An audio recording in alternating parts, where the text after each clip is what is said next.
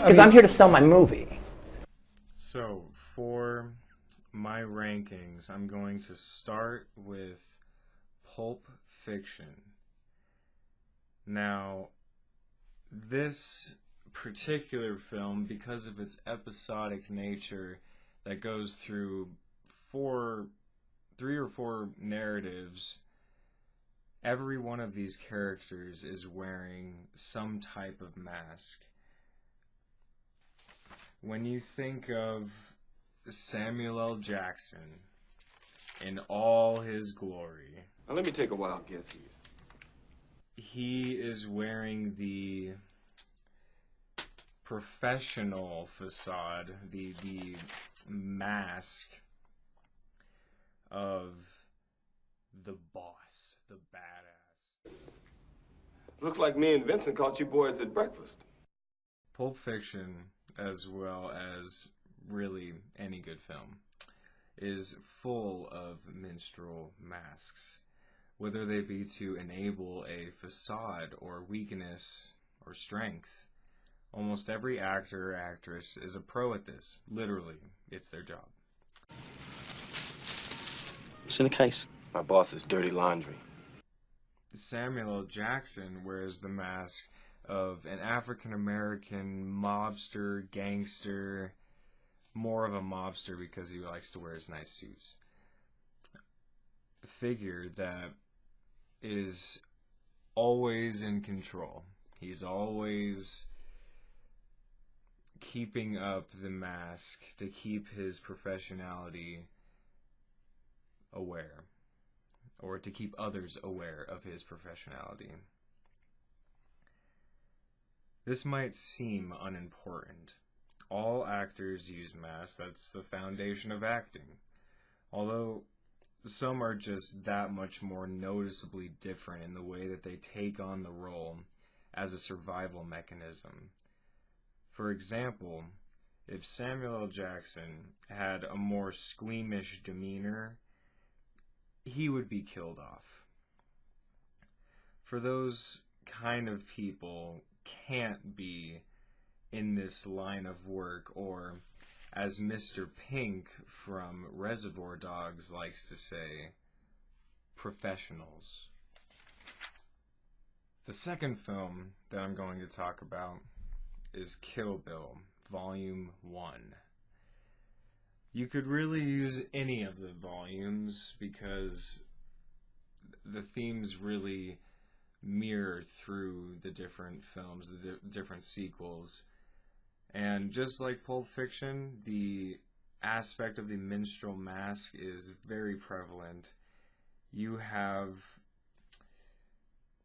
the main character fighting against the outside world, trying to maintain this image of professionalism, of confidence, and for women, it's just that much harder. And I think this film really gets to the root of that, starting with the minstrel mask breaking.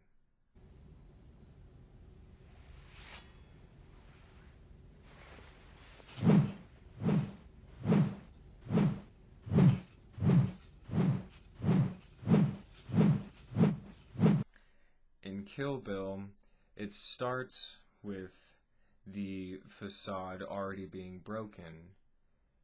You have just a regular woman, as far as you know, seeing as how this is the very beginning of the movie,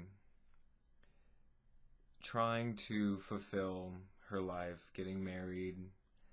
You can see her in a gown, although she's covered in blood. So already that tells you she is an innocent person, a woman that's been beaten, probably harassed, or just hurt in some way. She is obviously hurt.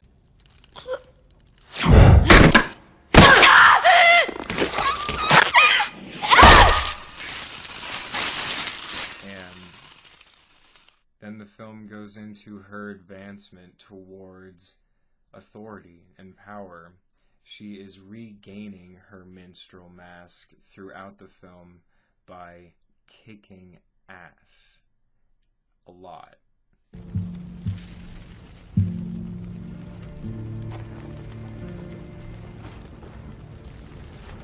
She swore revenge. And that leads me to the third ranking, which is Inglourious Basterds. The minstrel mask of the soldier, much like the mask of criminal ethics, or on the contrary, the good guy virtues that more filled with a certain type of honor. In films like Reservoir Dogs or Pulp Fiction, the main type of honor or ethics revolves around the world of criminality and the culture of self-importance and self-gain. In soldier films, even if it's completely distorted and abnormal, like Inglourious Basterds, their honor is for their nation. It's not as self-motivated. It's more of a cultural point of view that moves them forward. And you do see several scenes of people or soldiers that are in that line of authority that can't keep up the minstrel mask of the warrior, the soldier. And you see the consequences for that quite often. And I'm wondering how I'll get down the stairs. Clowns to the left of me, jokers to the right. Here I am, stuck in the middle with you. Now, for my next film ranking, we're going to talk about Django Unchained. He had a horse along the countryside. I saw him ride. He had a gun. Oh, I knew him. There are several cases of the sociological facade present in Django. There are masks hidden in plain sight through all the characters. For now, I just want to focus on Dr. King Schultz, played by Christoph Waltz, Stephen, played by Samuel L. Jackson, and Calvin Candy, played by Leonardo DiCaprio. Waltz's character, Schultz, shows the empathetic mask of the hero's mentor/sidekick.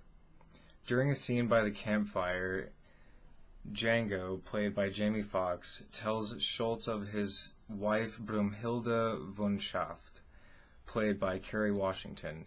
The coincidental, iconic German folklore name urges Schultz's patriotism and romantic diction to aid Django in his quest. For who knows how long, we get a mention that it is around 5 years or so, Schultz has been a bounty hunter. Former dentist turned rogue, when the business of bodies for cash seemed a bit more appealing. We can infer from Schultz's statements around slavery and his dislike of it that his bounty hunter ideology switch might be connected to the ridding of the world of these types of white supremacists across America, or even across the world, considering he makes it very clear that he's German, and during this time period, Germany is facing all sorts of white supremacists. So the fact that he doesn't uphold this form of behavior is not surprising. So the fact that he goes with Django on his quest is more motivated to his own cause than we're led to believe.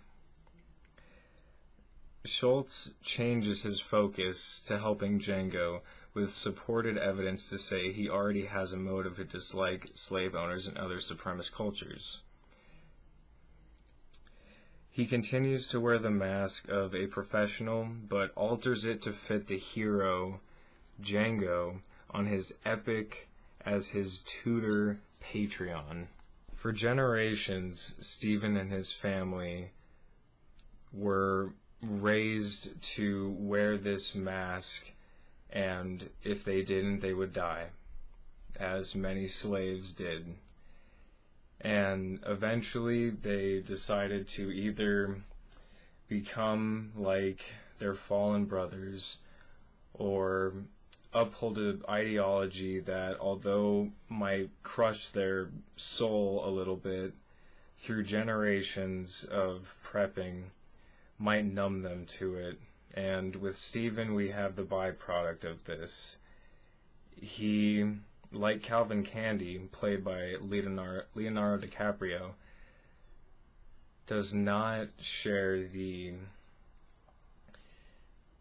empathy for life that characters like Dr. King Schultz have.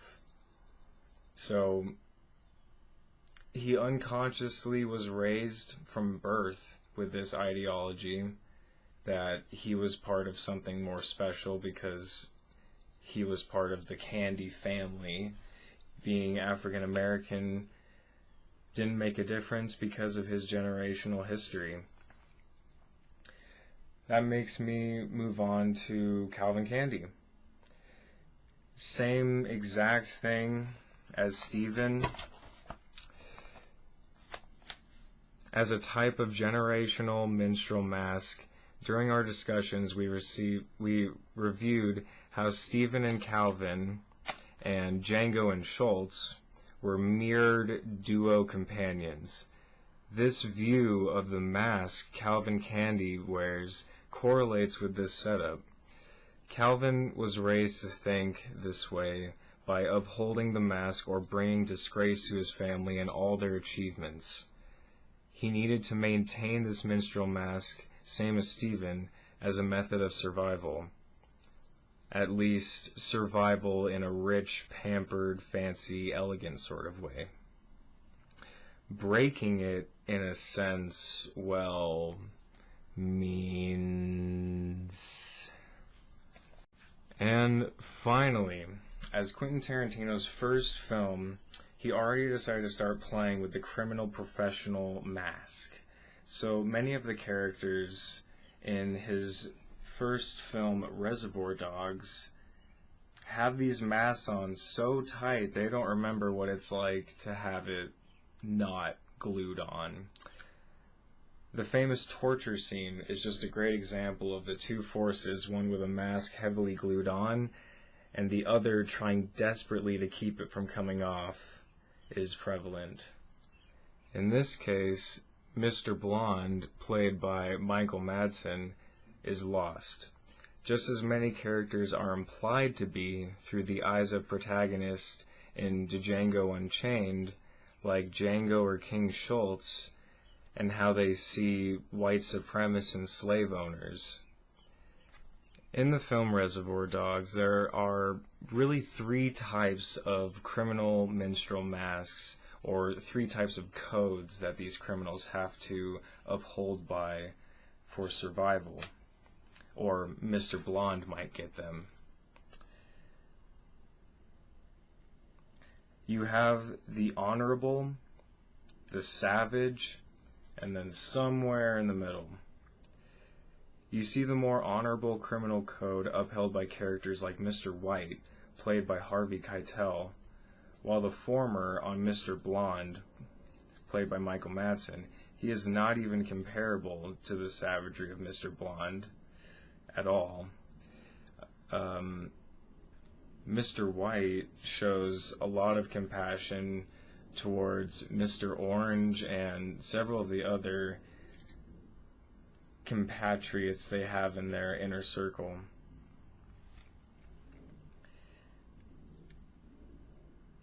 And then somewhere in the middle, you have characters like Mr. Pink, played by Steve Buscemi, who just holds the aspect of professionalism, not going in too deep, not wading out too far. He keeps his distance, and He only goes in when it's appropriate. He keeps the level of professionalism. He doesn't want to cause too much trouble. He just wants to bring himself some money, some satisfaction. Some other people can go die, doesn't matter, but as long as he gets paid, he's all good. So in order of rankings, criteria specific to that of The Minstrel Mask goes: first, Django Unchained; second, Pulp Fiction; third, Kill Bill; fourth, Inglourious Bastards; and finally, fifth, Reservoir Dogs. But seriously, how could you make us choose between these movies? We can't rank them. Like, I give up. It's just, oh, God.